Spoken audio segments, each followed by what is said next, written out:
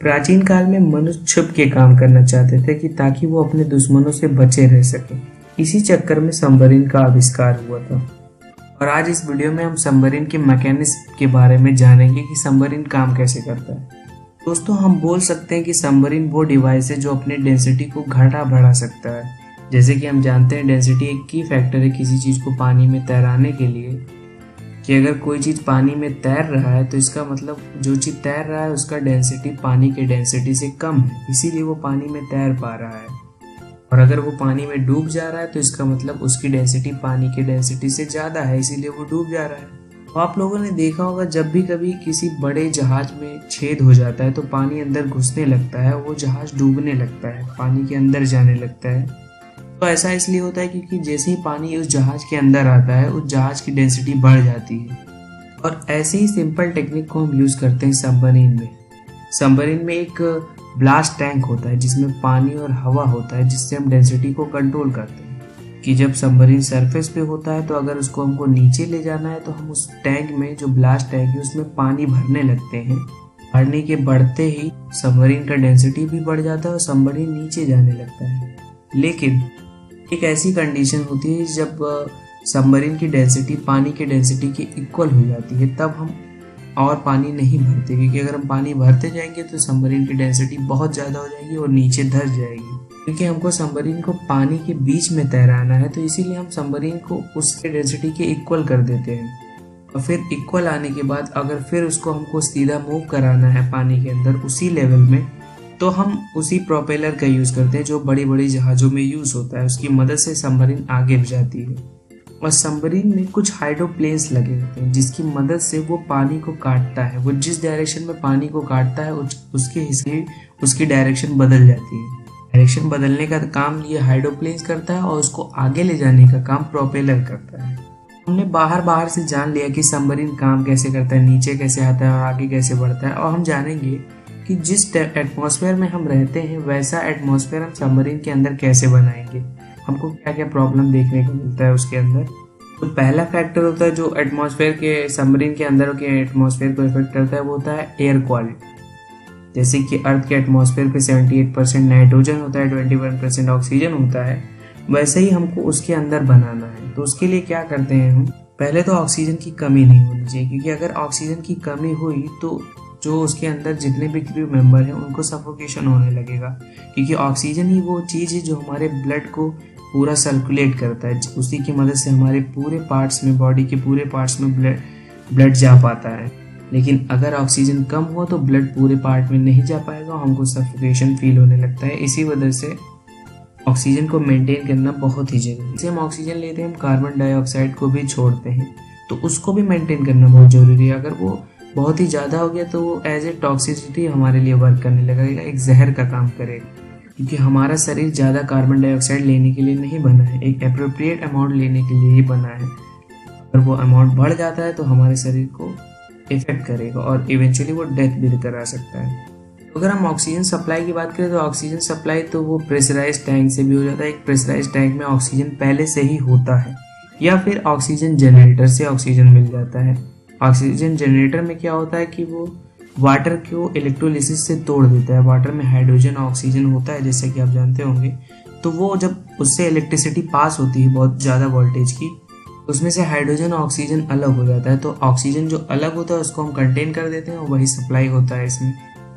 और रही बात कार्बन डाइऑक्साइड की, तो कार्बन डाइऑक्साइड को हम एक केमिकल प्रोसेस से रिमूव करते हैं जिसमें हम सोडा लाइम का यूज़ करते हैं। जब सोडा लाइम हम स्क्रूबर्स के अंदर रखे रहते हैं, एक डिवाइस होती है जिसको स्क्रूबर्स बोलते हैं, तो उसी के अंदर सोडा लाइम होता है, तो उसी में ये कार्बन डाइऑक्साइड ट्रैप हो जाता है और फिर इससे निकल नहीं पाता। तो इसी स्क्रूबर्स की मदद से हम कार्बन डाइऑक्साइड को कंट्रोल करते हैं कि वो एक एप्रोप्रिएट अमाउंट में ही रहे। दूसरा प्रॉब्लम आता है ह्यूमिड का, कि नमी नहीं रहनी चाहिए वहाँ पर, नहीं तो शॉर्ट सर्किट भी हो सकता है, अंदर कुछ भी हो सकता है। तो इसलिए नमी नहीं रहना चाहिए। तो नमी को हटाने के लिए हम डीह्यूमिडिफायर का यूज़ करते हैं। जैसे आपने देखा होगा जब भी आप कोई नई चीज़ लेते हैं, जैसे कोई बॉटल लिया या फिर टिफिन लिया, तो उसमें एक पैकेट रखा होता है। जब आप उसको खोलते हैं वो पैकेट यही डीह्यूमिडिफायर होता है जो मॉइस्चर को एब्जॉर्ब करता है। जनरली उसके अंदर सिलिका जेल ही होता है जो मॉइस्चर को बहुत अच्छी तरह एब्जॉर्ब कर सकता है और अपने ऊपर रख सकता है। सेकेंड प्रॉब्लम आता है पानी का, कि फ्रेश पानी होना चाहिए। जैसे कि हम जानते हैं कि सबमरीन के सराउंडिंग पानी तो है, लेकिन वो पीने लायक नहीं है, क्योंकि इसमें साल्ट बहुत ही ज़्यादा होता है जो हमारे किडनी को डैमेज कर सकता है। इसीलिए हम सी वाटर नहीं पी सकते। तो इसीलिए सबमरीन में एक डिस्टिलेशन अपैरेटस होता है, जिसे डिस्टिलेशन डिवाइस बोल सकते हैं। उस डिवाइस का काम यही होता है कि वो सी वाटर को प्योर वाटर में कन्वर्ट कर देता है। ये बहुत सिंपल सा प्रोसेस है, सबने पढ़ा होगा अपने स्कूल में कि डिस्टिलेशन क्या होता है। और अब जो फोर्थ प्रॉब्लम है वो है टेम्परेचर। जैसे कि आपने कभी नोटिस किया होगा कि आप जब कभी भी कोई चीज़ अपने एटमॉस्फेयर में या फिर कहीं भी खुले जगह पे रख देते हैं, तो कोई अगर गर्म चीज़ रखते हैं तो वो कुछ देर बाद ठंडा हो जाता है। जैसे कि आप अगर अपनी चाय पी रहे हैं, उसको कहीं रख दिए कुछ देर के लिए, तो कुछ देर बाद वो ठंडी हो जाती है। ऐसा इसलिए होता है कि जो वो चाय की गर्मी है वो बाहर सराउंडिंग एटमॉस्फेयर में जितनी हवा है उसमें चली जाती है। ऐसा सेम सबमरीन के साथ भी होता है, क्योंकि सबमरीन के जो एटमॉस्फेयर है जो उसके बगल, वो तो पानी ही है। पानी का जो स्टेबल टेम्परेचर होता है वो होता है 4 डिग्री सेल्सियस, 4 डिग्री सेल्सियस मतलब। तो इसकी वजह से सबमरीन की जो गर्मी होती है वो बाहर फ्लो होने लगती है वाटर में। इसकी वजह से अंदर की गर्मी कम हो जाती है। तो उस गर्मी को बनाए रखने के लिए हम हीटर का भी यूज़ करते हैं। और गर्मी का सबमरीन से वाटर में चले जाना, मतलब का हीट का एक जगह से दूसरी जगह जाना, यही होता है टेम्परेचर का एग्जैक्ट डिफिनेशन। अगर आपसे कोई पूछे व्हाट इज टेम्परेचर, तो आप इसको बहुत आसान भाषा में बता सकते हैं कि the flow of heat from hotter object to colder object. और रही बात तो उस हीटर की, तो वो हीटर और जितने भी इक्विपमेंट होते हैं, इलेक्ट्रिकल इक्विपमेंट, उसको चलाने के लिए इलेक्ट्रिसिटी कहाँ से आती है? तो उसको चलाने के लिए इलेक्ट्रिसिटी, अगर वो सबमरीन न्यूक्लियर सबमरीन है तो उसके अंदर न्यूक्लियर रिएक्टर होता है, जो रिएक्टर इलेक्ट्रिसिटी प्रोड्यूस कर देता है। नहीं तो डीजल इंजन से भी काम चल जाता है, जिससे डीजल इंजन जैसे हमारी कार, बाइक, ये सब होते हैं। बाइक तो नहीं कहेंगे, बाइक पेट्रोल से चलता है। तो कार का जो होता है, कार जिससे चलता है डीजल से, इस तरह वो सबमरीन भी चलता है। लेकिन उसमें कुछ बड़े बड़े जनरेटर लगे होते हैं जो बहुत ही ज़्यादा इलेक्ट्रिसिटी प्रोड्यूस करते हैं, जिसकी मदद से हम सारे इक्विपमेंट में उसको चला पाते हैं। लेकिन पानी में सबमरीन को चलाना, जैसे कि आप अंधेरे में साइकिल चला रहे हैं, क्योंकि अगर हम सबमरीन का लाइट भी जला देते हैं तो वो लाइट ज़्यादा पेनिट्रेट नहीं होती। इसकी वजह से हमको ज़्यादा दूर तक दिखाई नहीं देता। तो सबमरीन के अंदर 2 तरह के सिस्टम लगे होते हैं, जिसकी मदद से हमको पता चलता है कि वो उसकी पोजीशन क्या है और उसको एक जगह से दूसरी जगह ले जाने के लिए सही रास्ता कौन सा है। तो पहला जो होता है वो आप बहुत ही कॉमन है, आप सबने यूज़ किया होगा, जिसको बोलते हैं जीपीएस, ग्लोबल पोजिशनिंग सिस्टम, जो कि तभी काम करता है जब सबमरीन पानी से ऊपर उठ के सरफेस की तरफ आती है। जैसे ही सबमरीन सरफेस पे आती है, वो जीपीएस उसको उसका लैटिट्यूड और लॉन्गिट्यूड बता देता है, और उसी लैटिट्यूड लॉन्गिट्यूड की मदद से वो लोग पता लगा लेते हैं कि वो उन लोग की एग्जैक्ट लोकेशन है कहाँ, वो है कहाँ पे। और रही बात पानी में चलने की, तो अगर पानी में उनको चलना है तो वो इंटरनल गाइडेंस सिस्टम का यूज़ करते हैं, आईजीएस का, जो कि ऐसा माना जाता है कि 150 घंटे तक वो बहुत अच्छे से काम कर सकता है। वो उसके अंदर एक जायरोस्कोप फिट होता है, जो आपको ये बताता है कि आपको मतलब एक जगह से दूसरी जगह जाने के लिए एक्यूरेट रास्ता कौन सा है, कि कहीं आप भटक न जाएं। लेकिन अब ये आता है बात कि अगर सबमरीन किसी चीज़ से तो अगर हमको दिखाई तो दे नहीं रहा है कि आगे हमारे क्या आ रहा है, तो उसको देखने के लिए कि आगे क्या आ रहा है, बिना लाइट जलाए, मतलब लाइट तो जली रहती है लेकिन हम डिजिटली जान जाते हैं कि आगे क्या आने वाला है, तो हम एक डिवाइस का यूज़ करते हैं जिसको बोलते हैं सोनार। सोनार का काम ये होता है कि कुछ सारी वेव को एमिट करता है, अंदर से कुछ वेव को निकालता है, जो वेव सीधे चली जाती है। लेकिन अगर उनके आगे कोई चीज़ आ जाती है तो वेव उसी से टकरा के वापस आ जाएंगी। जैसे कि आपके आगे कोई दीवार है, आप सोनार चला दिए तो सोनार की जो वेव निकलेगी वो दीवार से टकरा के वापस आ जाएगी। डिवाइस का यूज़ करते हैं कि आगे देखने के लिए कि आगे कुछ है तो नहीं। तो जब हम सोनार चलाते हैं तो जब वो वेव जाती है और टकरा के आ जाती है, तो हम उसकी स्पीड तो जानते ही हैं और टाइम हम पता कर लेते हैं कि इतने टाइम पे वापस आई। तो स्पीड तो पता ही हो गया और टाइम भी पता चल गया।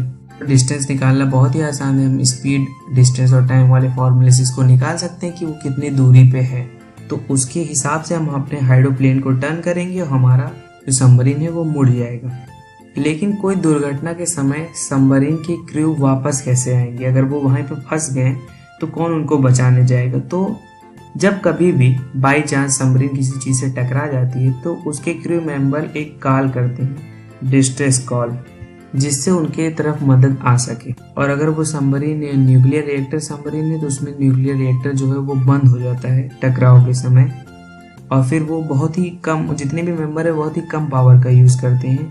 और क्योंकि उनको सब चीज़ें मेंटेन करनी है और कोलिजन से पता नहीं क्या, कोलिजन का मतलब टकराव से पता नहीं क्या क्या चीज़ खराब हो गया हो, तो इसके लिए वो बहुत ही कम चीज़ों का यूज़ करते हैं कि उनकी पावर ज़्यादा से ज़्यादा बची रहे सबमरीन के अंदर और वो ज़्यादा समय तक जिंदा रह सके। क्योंकि मिनिमम समय जो लगता है क्रू मेंबर को, मतलब कि जो हेल्पर है उनको आने में 48 घंटे लगते हैं। तो अगर उनको 48 घंटे तक जिंदा रहना है तो उनको ये करना ही पड़ेगा, उनको कम से कम यूज़ करना पड़ेगा। ज़्यादा उनको कोई ऐसा काम नहीं करना जिसमें उनका कार्बन डाइऑक्साइड ज़्यादा रिलीज हो, क्योंकि उसके टॉक्सिक इफेक्ट आप जानते हैं। अगर बाई चांस बैकअप जो बैटरी है वो भी रन आउट हो गई, मतलब कि ख़राब हो गई, तो जो हीटिंग सिस्टम है वो फेल हो जाएगा, ठंडी पड़ जाएगी। तो इससे उनको भारी नुकसान देखना पड़ सकता है। लेकिन ये कोलिजन जो होता है वो अब तो नहीं होता, जब शुरू की सबमरीन बनी थी तो उसमें होता था। और जाहिर सी बात है उनके पास सोनार जैसे कोई सिस्टम थे नहीं, तो उनका तो होना मतलब वो कॉमन बात है। दोस्तों आज के लिए बस इतना ही, देखते रहिए मेरे चैनल।